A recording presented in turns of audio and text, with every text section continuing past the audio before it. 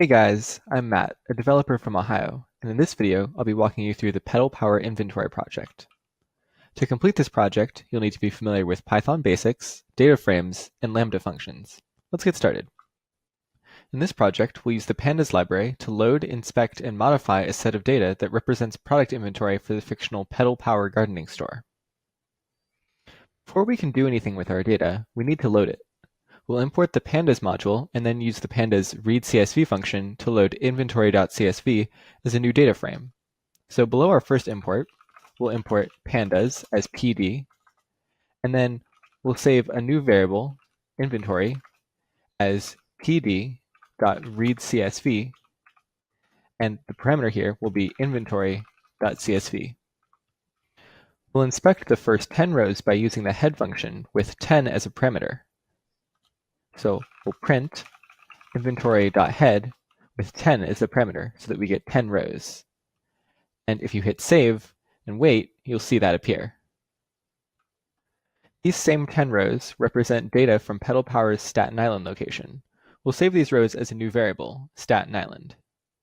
So Staten Island is just going to be the same thing here, inventory.head 10. If we want to know which products are sold at this location, we can select the product description column from our Staten Island variable. We'll save the result as product request.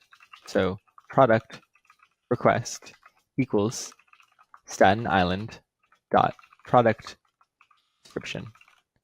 That's going to get us everything from this column. Another request is for products which are of the type seeds and sold at the location Brooklyn. Because we're not looking at the Staten Island location anymore, we'll run these conditions through the entire inventory data frame. So seed request equals inventory, and we can pass a condition into inventory. It's going to be that the inventory.location is equal to Brooklyn, so that means that the location column here will be Brooklyn.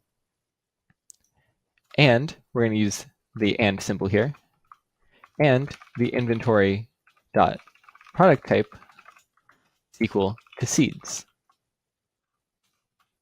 Now we'll check if each item is in stock. We'll add a new column to our data frame called inStock and use a lambda function on each row to set the value to true if the quantity is greater than 0. To use apply on a row instead of a column, we'll use axis equals 1 as the second parameter.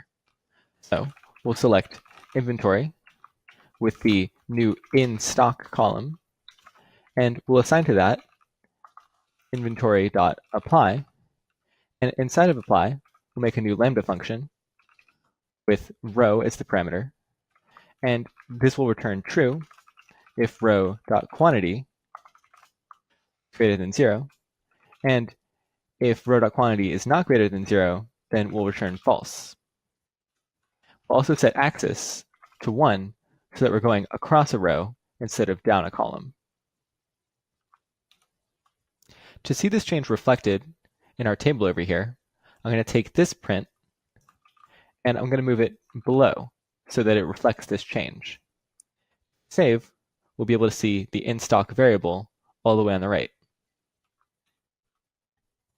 We'll also add a column for the total monetary value of each row. We'll use a lambda function to set each value to quantity times price. Again, we'll need to use axis equals 1 to apply this to each row rather than each column. And because I want to see this reflected in our table, I'm going to put it above the print statement this time. So inventory total value, just like we did with inStock, is going to equal inventory.apply, another lambda function with row as the parameter, and we're going to return row.price times row.quantity. And we're also going to specify that axis equals 1. Now if you save and run this, you should see that you have inStock and then total value. To get a complete description of each product, we can use string formatting on each row to combine the product type and product description. Codecademy has provided us with a lambda function in this task's instruction, so we're just going to copy and paste that into our program. Again, I'm going to do this above our print statement so that it appears when we print it out on this table. We can use this saved lambda function just like our inline lambda functions from tasks 6 and 7. We'll create a full description row by passing combine lambda as the first parameter in apply, and axis equals 1 as the second parameter. So inventory, full description as the row name, and we're going to set that to inventory.apply, just like we've been doing, but instead of defining a lambda function in here, we're going to use combine lambda, which is made for us, and then we're going to specify axis equals 1. If you save and run now, you should see one last column added, which is full description. In this project, we use the Pandas module to write a Python program that loads, reads, and modifies a set of data. Pandas allows us to do practical real-world data analysis in Python. I'm Matt for Codecademy. Happy coding!